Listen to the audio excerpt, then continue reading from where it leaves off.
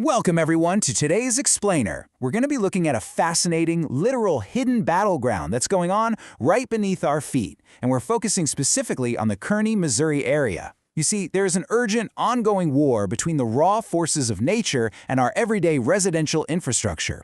It's this epic clash of water, earth, and temperature going up against pipes, pumps, and water heaters. It's a fight happening inside your home right now, and understanding it is absolutely crucial to protecting your property.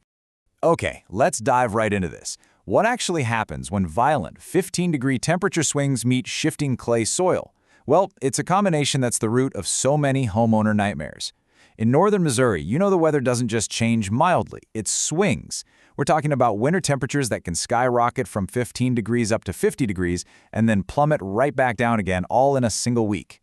When you combine those rapid freeze-thaw cycles with the dense, highly reactive clay soil we have locally, you get severe, constant stress on your home's infrastructure. It literally forces your underground pipes to expand, contract, and bend until eventually something just has to give. To help us navigate this survival guide, here is our quick roadmap. 1. Kearney's unique plumbing challenges. 2. Common local plumbing disasters. 3. The 3-step service process. 4. Plumbing codes and standards. And finally, number 5. Preventative maintenance saves money. Let's kick things off with Section 1. Kearney's unique plumbing challenges. Kearney's specific location in Clay County creates a perfect storm for plumbing systems. It's this wild combination of geography, geology, and weather that makes maintaining a home out here uniquely demanding. First off, as we mentioned, those brutal freeze-thaw cycles cause constant pipe expansion. Second, if your property is near Shoal Creek or the Missouri River, you're dealing with intense high groundwater pressure that is just constantly straining your foundation drains and sump pumps. Third, that heavy clay soil in northern Clay County shifts dramatically based on seasonal moisture. And finally, the hard municipal water drawn from the river, it creates massive mineral buildup inside your fixtures and water heaters over time. So nature is literally attacking your pipes from both the inside and the outside. What's wild is that your specific plumbing threat heavily depends on exactly where you live in the Kearney area. Say you're in an older ranch home near downtown or maybe one of those 1990s development boom neighborhoods like Settlers Ridge or Homestead Estates. Well, your main enemy is age. You're looking at galvanized pipe corrosion and original water heaters finally reaching the end of their lives. But if you live on a rural property east of Highway 33, you are dealing with a totally different beast. Private well water issues, well pump problems, and pressure tank failures. Moving right along to Section 2, Common Local Plumbing Disasters. So now that we know the environmental threats, let's look at the specific casualties of this war. There is a hidden danger lurking under your lawn right now, because that dense clay soil expands like a giant sponge when it's wet and then shrinks and cracks when it dries out. It physically moves the earth around your home's foundation. This movement violently pulls and stresses your underground water lines and sewer connections. Imagine the absolute dread of walking outside during a totally dry week, only to discover a mysterious, foul-smelling wet spot right in the middle of your yard. That is the shifting soil literally snapping your home's underground connections. But how do we actually fight back against nature? Well, through professional methods like hydrojetting. You see, when older sewer lines inevitably crack from that shifting soil we just talked about, tree roots actively seek out the moisture inside and completely choke the pipes. Hydrojetting is this incredible niche technique that uses unbelievably high-pressure water to obliterate those invasive tree roots and stubborn blockages. It blasts away the clog and restores the flow of the pipe, all without relying on harsh chemicals that would just further degrade your system. Now, I have to ask, have any of you ever experienced this dreaded shower scenario? You step into a nice warm shower, and then suddenly you get hit by a freezing, shocking blast of cold water, only for it to immediately go back to hot. That right there is called the cold water sandwich effect. It is a highly unpleasant, shocking symptom telling you that your water heater is either failing or it's suffering from heavy sediment buildup from Kearney's hard water, meaning it can't maintain a consistent output anymore. Now, what's really interesting about this slide is how modern technology has completely revolutionized major home repairs. Think about the past.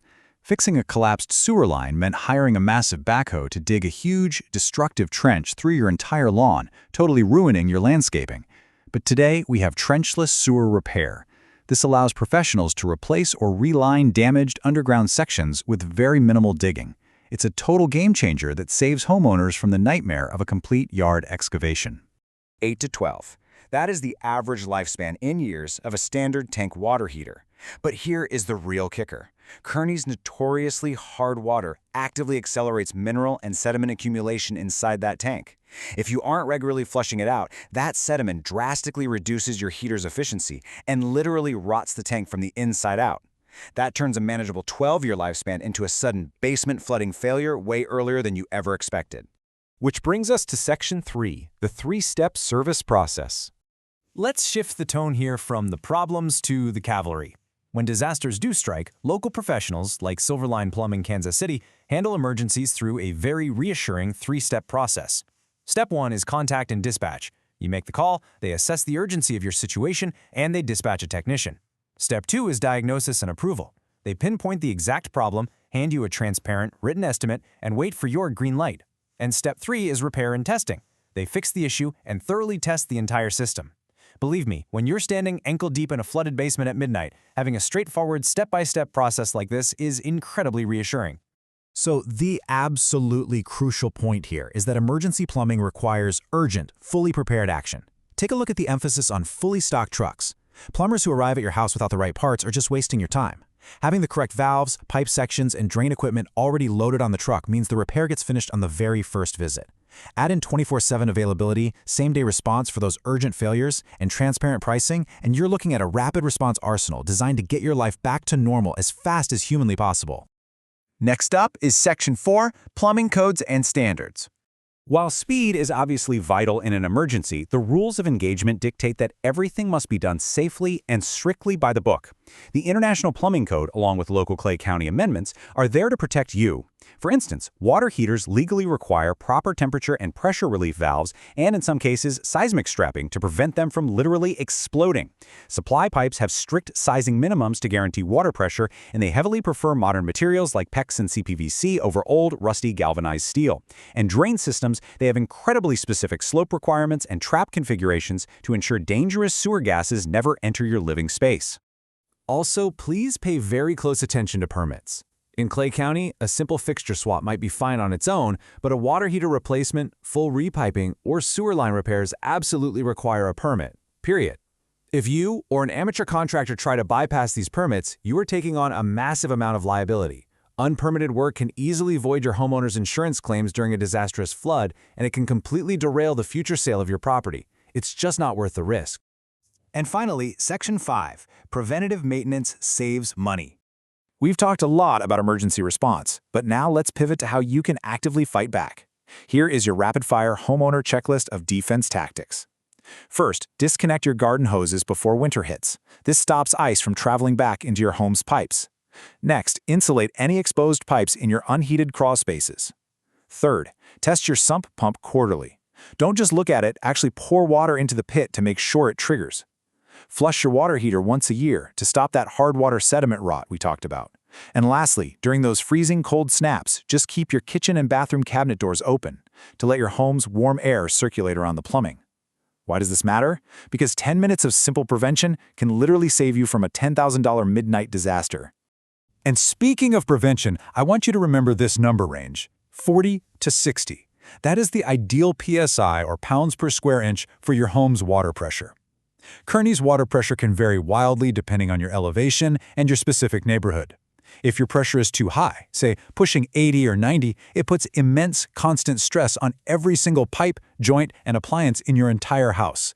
Maintaining your water pressure right in that sweet spot between 40 and 60 psi using a simple pressure regulator protects your entire system from premature wear and tear. To wrap up today's explainer, I want to leave you with this final provocative question. Do you know exactly where your main water shutoff valve is right now? If a pipe bursts at 2 a.m., you literally have seconds to act before massive damage occurs. Finding that valve shouldn't be a frantic scavenger hunt while water is actively pouring through your living room ceiling. Figure it out today, test it to make sure it turns, and take control of your home's infrastructure. Thank you so much for exploring this topic with me, and I really hope this helps you protect your home.